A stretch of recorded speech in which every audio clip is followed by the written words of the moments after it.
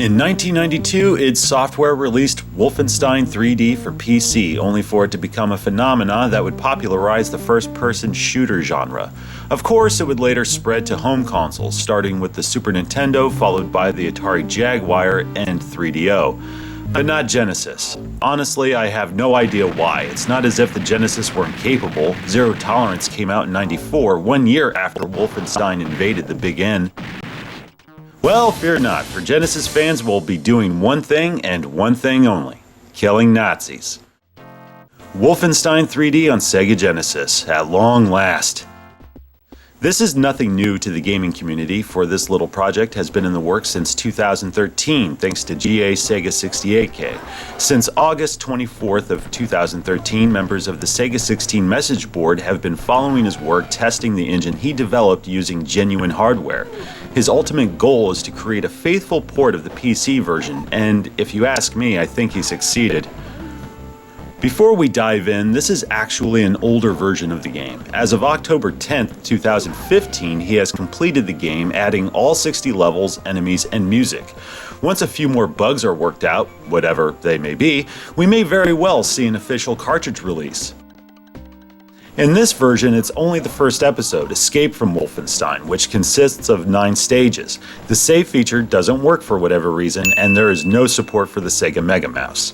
I purchased this copy from FanBrew Games, an Etsy shop.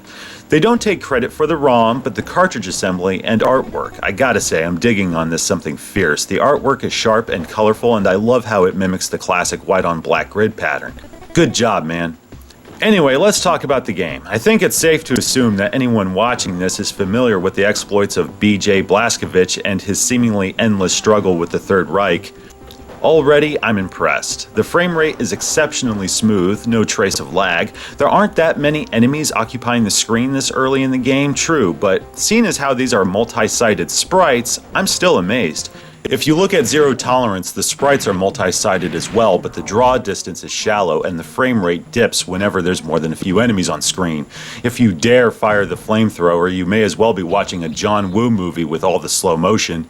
I can only imagine how this game would run if the window were any bigger. With Wolfenstein, the screen is much larger, almost as large as Doom for 32X, which famously lacked multi-sided enemies, thus eliminating infighting amongst the damned, as well as the ability to catch your prey off guard.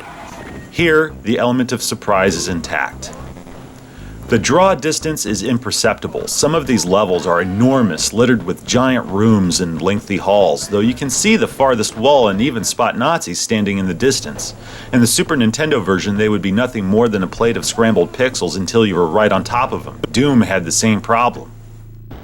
On to the soundtrack. The music is great, really. It sounds almost identical to the PC game. Just listen.